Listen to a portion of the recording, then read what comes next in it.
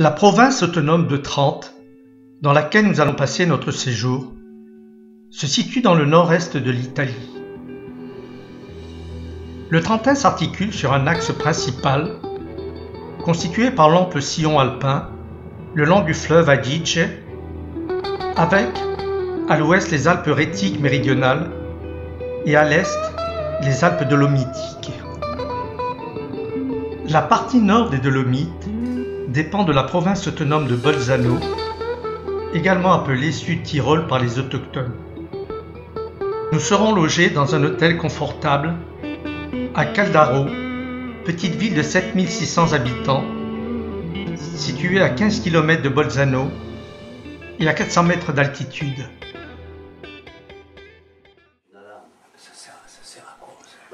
Nous voilà prêts à partir d'un bon pied pour cette première journée de trek.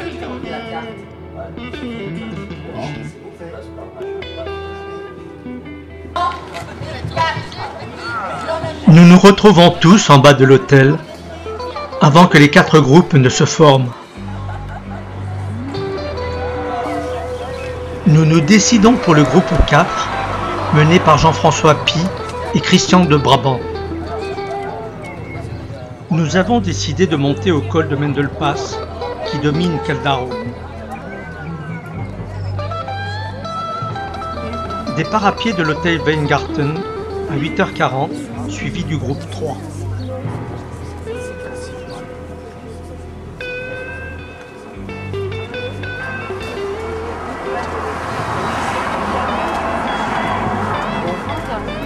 Nous traversons cette petite ville très typique de style tyrolien pour rejoindre la station base du funiculaire Mendelbahn, point de départ du sentier 95.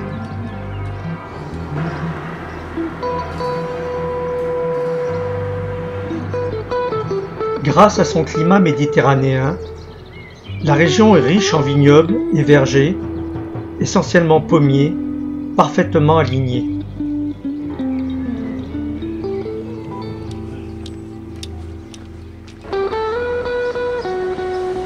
En ce début de matinée, le temps qui était ensoleillé se couvre progressivement et devient de plus en plus lourd, ce qui ne laisse rien présager de bon.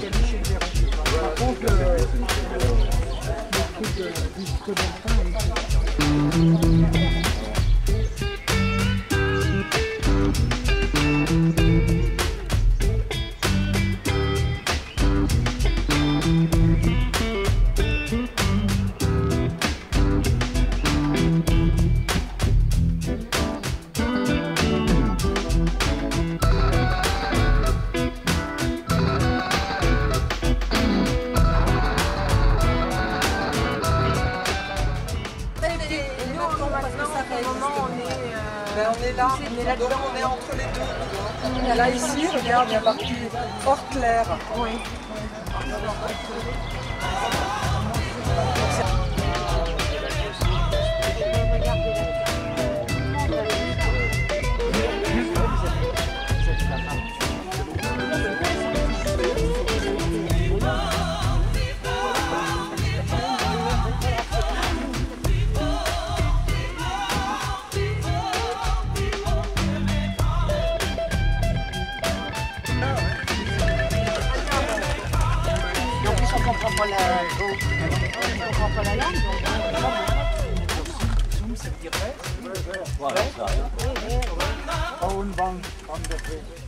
Par moments, nous croisons la voie du funiculaire qui monte vers le sommet.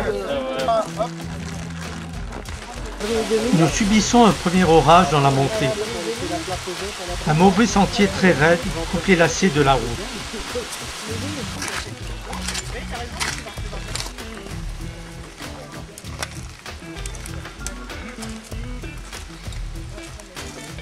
Après cette première radée, une pause est la bienvenue pour reprendre nos esprits et nous égoutter quelque peu.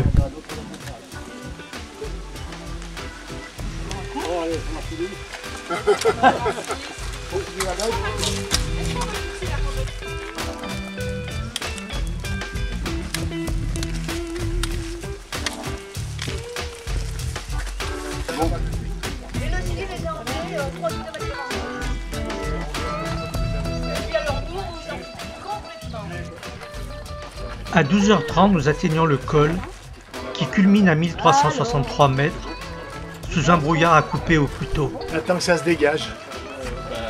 Ça sèche. Eh ben on n'est pas encore parti. Hein. Demain. On attend que ça se dégage pour voir la pluie. Eh ben dis donc, on est là pour la semaine. Hein. Non? C'est des chaussettes entières, mais pour une époque, c'était des mensonges. Nous avons tout de même pris le temps de manger notre casse-croûte et de prendre un café au bar du funiculaire d'où nous avons une superbe vue sur la ville de Caldaro. Puis nous nous engageons dans la descente en début d'après-midi. Certains ont préféré emprunter le funiculaire car craignant que les chemins ne soient trop glissants avec la pluie. En définitive, cette deuxième partie du parcours a été plutôt agréable avec l'arrêt de la pluie, ce qui nous a permis de découvrir de beaux paysages avec en toile de fond le lac de Caldaro.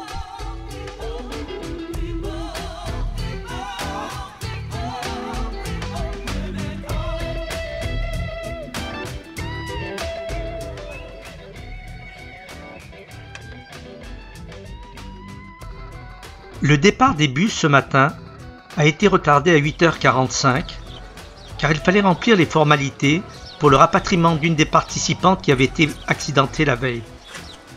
Nous prenons la direction de Sainte-Gertrude, située au nord-ouest de Caldaro. 1h15 de route sous la pluie, à découvrir des paysages que n'aurait pas renié Dracula.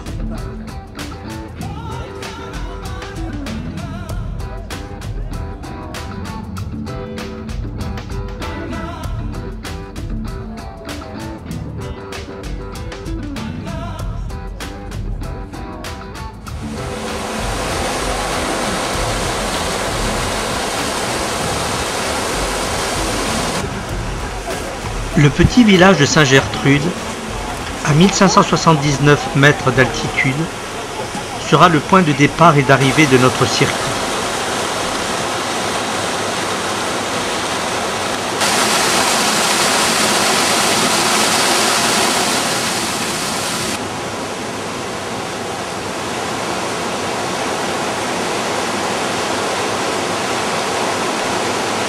Nous démarrons à 10h45 sous la pluie, en ayant opté cette fois pour le groupe 3, mené par Marie-Jo Brière et Robert Pin. Sauf que moi ça me...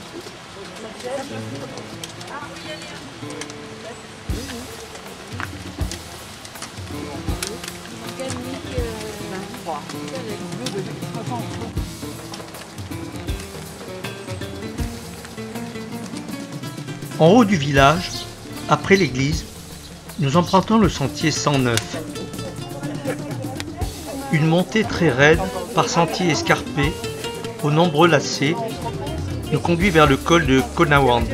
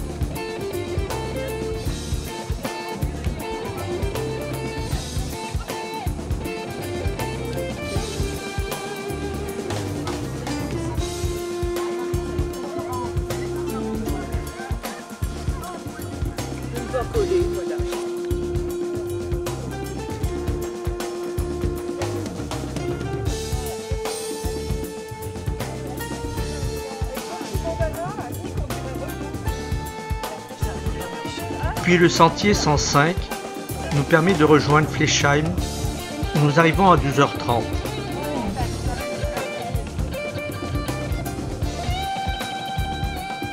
Après un pique-nique vite avalé, pendant une éclaircie, nous nous engageons dans la descente, à travers la forêt, en direction de Saint-Gertrude.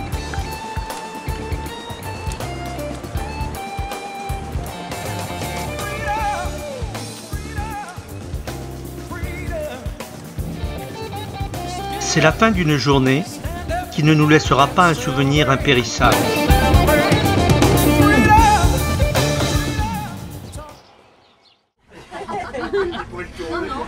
Ce matin, nous quittons l'hôtel à 9 h pour aller visiter la ville de Trente, qui se situe à 1 heure de route. Nous sommes 40 en tout, soit les groupes 3 et 4. Les animateurs sont Marie-Jo, Jean-François, Christian et Jean. Un guide local, Sandrine Kliss, nous fait visiter la ville. Trente est une ville d'un peu plus de 100 000 habitants et italophone. C'est le siège de la région du Trentin, Haute-Adige. La ville a une très longue histoire, romane puis médiévale, siège des princes, évêques, cité de la Renaissance et du Concile, de l'art baroque et aujourd'hui ville moderne. Nous arrivons devant la cathédrale San Vigilio qui a hébergé en grande partie le concile de Trente qui s'est déroulé de 1545 à 1563, soit pendant 18 ans. Le concile a été convoqué par le pape Paul III en réponse aux demandes formulées par Martin Luther dans le cadre de la réforme protestante.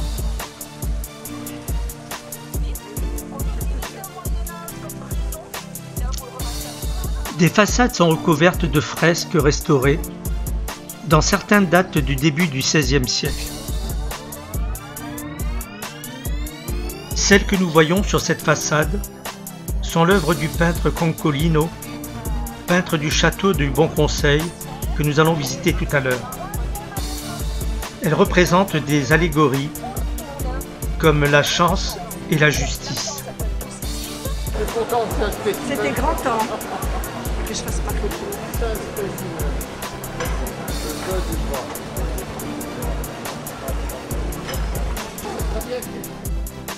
Nous poursuivons notre périple par la visite du château du Bon Conseil datant du XIIIe siècle, siège des princes, évêques, qui l'ont transformé au cours des siècles en un palais magnifique, le Magno Palazzo, construit sur ordre de l'humaniste Bernardo Claes et décoré par les plus grands artistes de la Renaissance.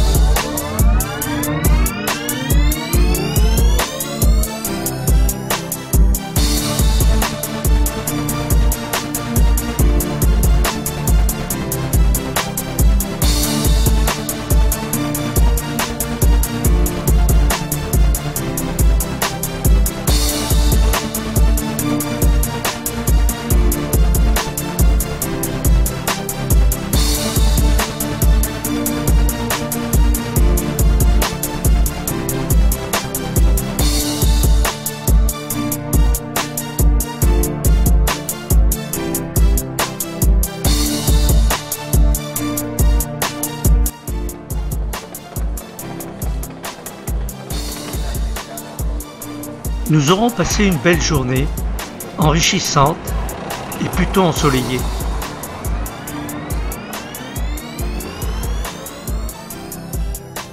Sur la route du retour sur Caldaro, nous pouvons admirer l'alignement parfait des rangées de pommiers.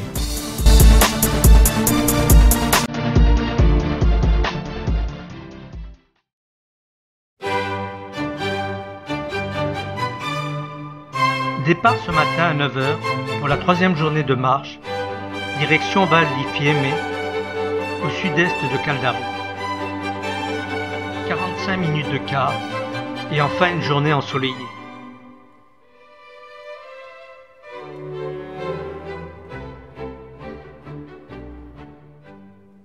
Aujourd'hui, les groupes 3 et 4 marchent ensemble, soit 25 participants. Les animateurs sont Jean-François Pi, Christian de Brabant, Marie-Jo Brière et Jean-Pierre Tardif. Départ de Pontchia un peu avant 10 h par le sentier numéro 68 puis 513, indiqué comme étant réservé aux randonneurs expérimentés.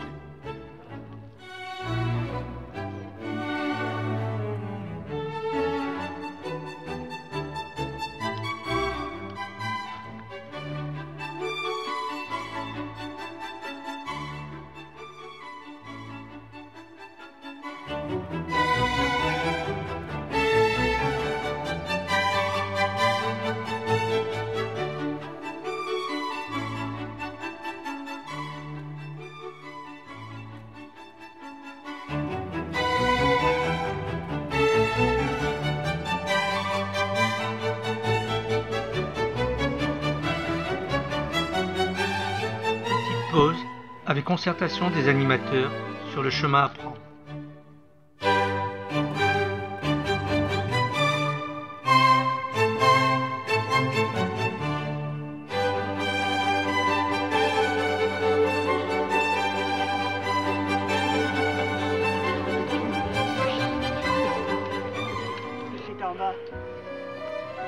On va à la croix de Cornon qui nous guette là-haut. Où là-haut? La croix de Cornon, Cornacci.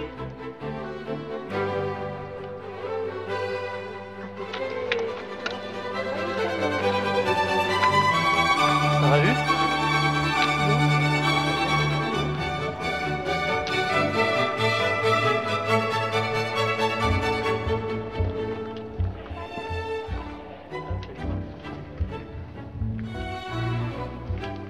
L'ascension est ardue, sur un sentier avec des passages rocheux, parfois aériens, mais sans réel danger.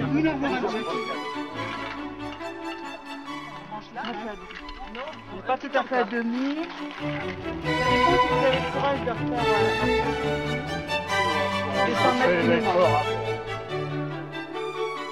Après cette montée assez raide, nous faisons une nouvelle pause pour récupérer et nous substanter quelque peu avant d'atteindre la croix de Cornon.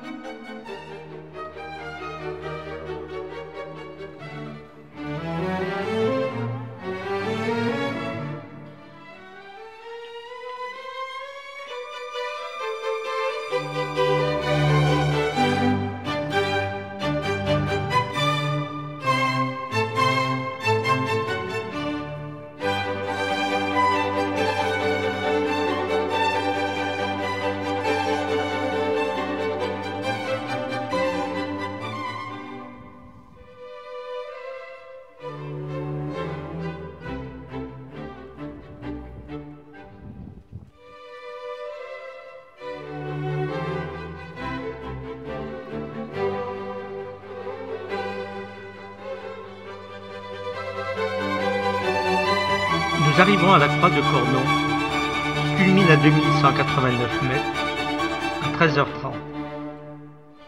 C'est là que nous prendrons notre repas, qui sera suivi pour certains d'une petite sieste.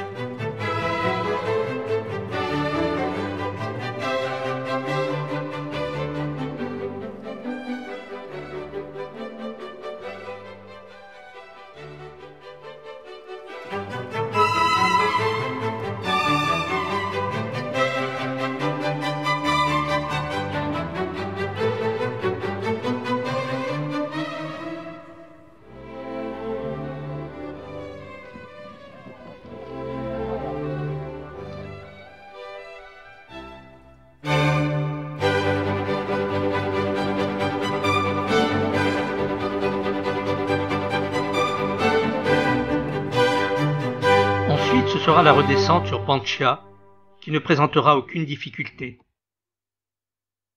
Le soleil nous aura enfin honorés de sa présence pendant toute la journée.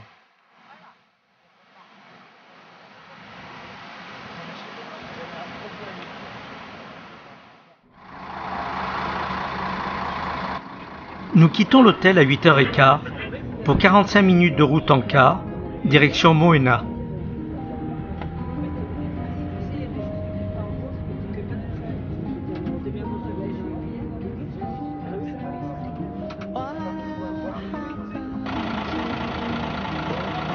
Les groupes 3 et 4 sont à nouveau réunis et les animateurs sont les mêmes qu'hier, à savoir Jean-François, Marie-Jo, Christian et Jean-Pierre. Et là, tu as la centrale électrique, elle est là. Oui, non, mais je sais, elle est là. Derrière la station. On n'a pas d'autre Il faut possibilité. retourner en ville et chercher On n'a le pas d'autre possibilité. chercher le 132 de l'autre côté. Ça commence par le 346. On s'en fout. Une mini-réunion des animateurs a été improvisée car nous avons dû modifier le circuit. En effet, le sentier 622 que nous devions emprunter est interdit à toute pratique du fait d'abattage d'arbres par les forestiers.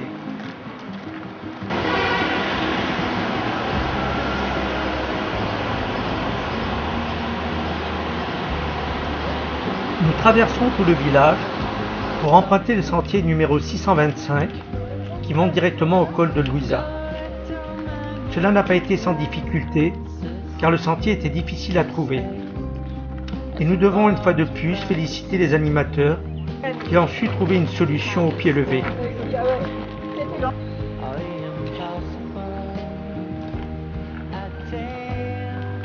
C'est une route forestière avec une montée assez raide, ce qui nous permet de gravir les 1000 mètres en 2h30.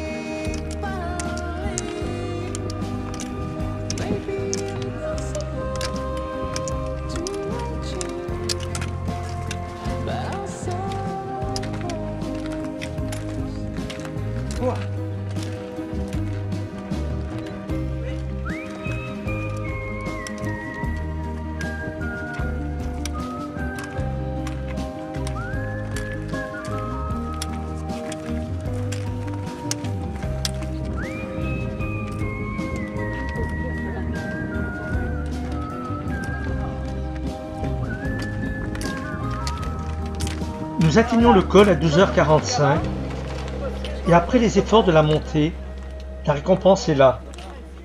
Nous sommes devant un panorama majestueux avec une première approche des fameux sommets dolomitiques très caractéristiques. C'est ça qui change tout, hein. Puis c'est le moment du repas, très apprécié, d'autant que le temps est beau et le soleil présent.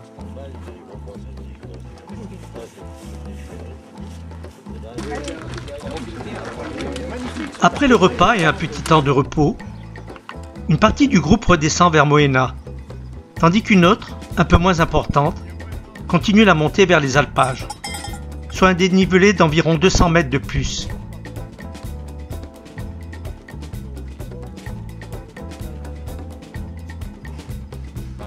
Le panorama, avec vue à pratiquement 360 degrés sur les montagnes enneigées, est de toute beauté dans ce cadre bucolique.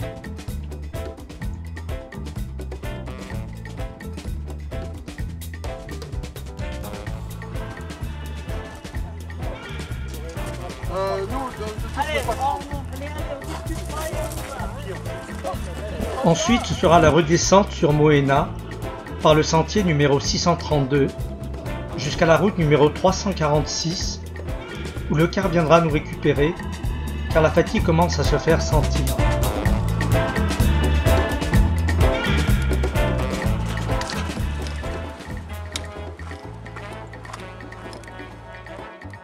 Ici le secteur de Moena, on est monté au-dessus au refuge de Lucia. Et là, on va où? Aujourd'hui on part de Campitello, on va aller au refuge de Frédéric Auguste et refuge des Alpes et on redescendra vers Canazze. Et puis pour éviter les 5 km de la oui. On peut déjà lui dire qu'il vient nous chercher là-bas.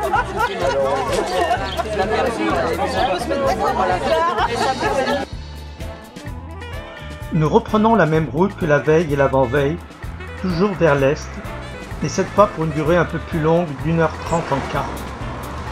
La destination est Campitello, dans la vallée d'Ifassa. Nous démarrons notre randonnée à 10h par une belle journée ensoleillée. Aujourd'hui encore, les groupes 3 et 4 sont réunis et nous sommes 20 participants.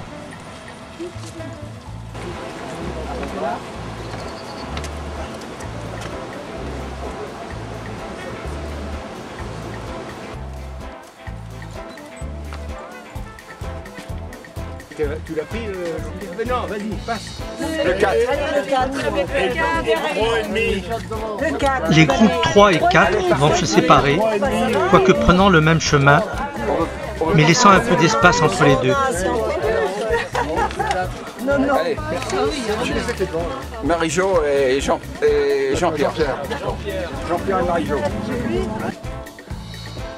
Nous prenons le sentier numéro 529 en direction de la Forcella de Rodella. La montée est assez raide, en forêt puis en alpage.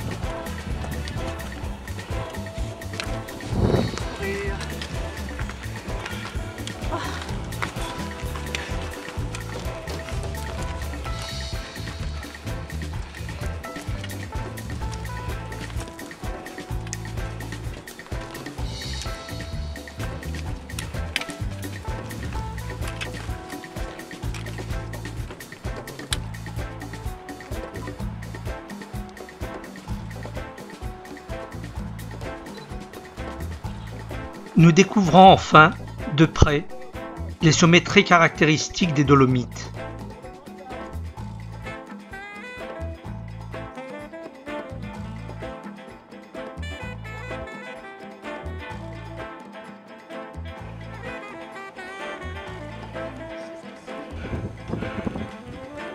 Elles montrent leur cul.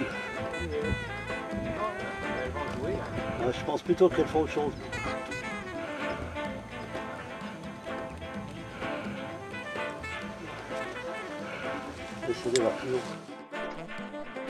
Nous arrivons vers 12h30 au refuge Federico Augusto, au pied de l'imposant groupe de Sasso Longo qui culmine à 2298 mètres. Nous prenons notre pique-nique à la terrasse du refuge et profitons du beau temps et des belles vues sur la vallée en contrebas et les montagnes environnantes. Puis le repas pris, nous faisons un aller-retour vers le refuge Pertini, environ 45 minutes de marche.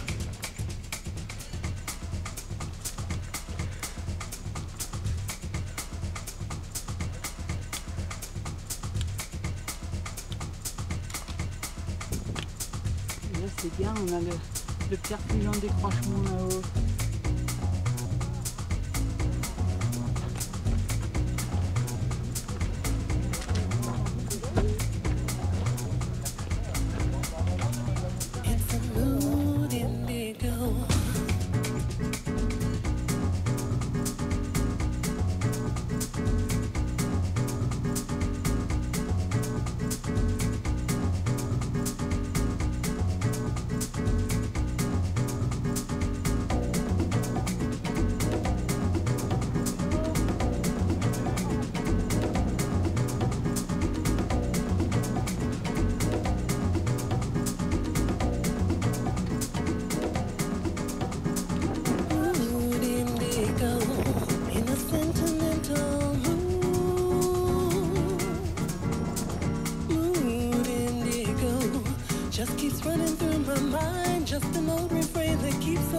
De retour par le col de Rodella, offrant un superbe panorama sur le Pizzo Boe et le glacier de la Marmolada, ainsi que sur le Sasso Pordei.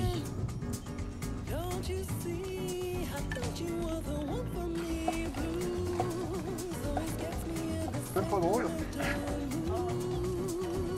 Il a regardé tout de suite l'appareil photo. Ah bah ça c'est pour dire que vous avez rien.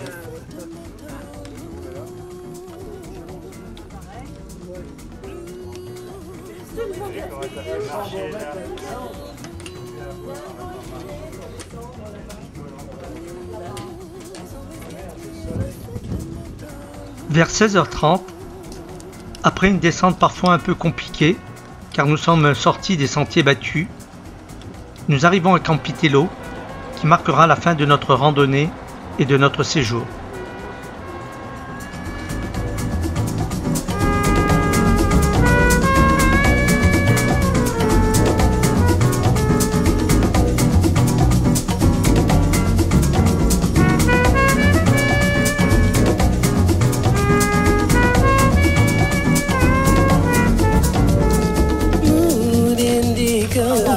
Sophisticated swing.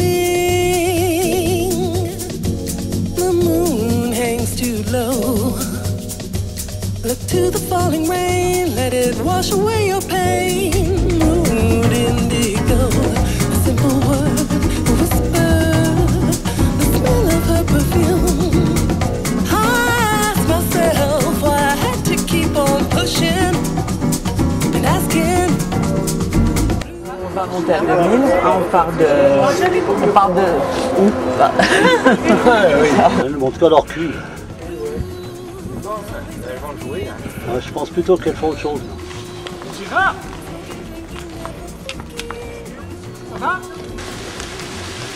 Oh allez, on a fini. Ça, la Marmolada dont on parle, et elle est là, c'est en tableau. Qu'est-ce qu'elle a beau, hein? Qu'est-ce qu'elle a de particulier, la Marmolada? C'est la confiture. C'est la marmolade. Attends que ça se dégage. Ça sèche. Eh ben, on n'est pas encore parti, hein? Demain, on attend que ça se dégage pour voir la vie.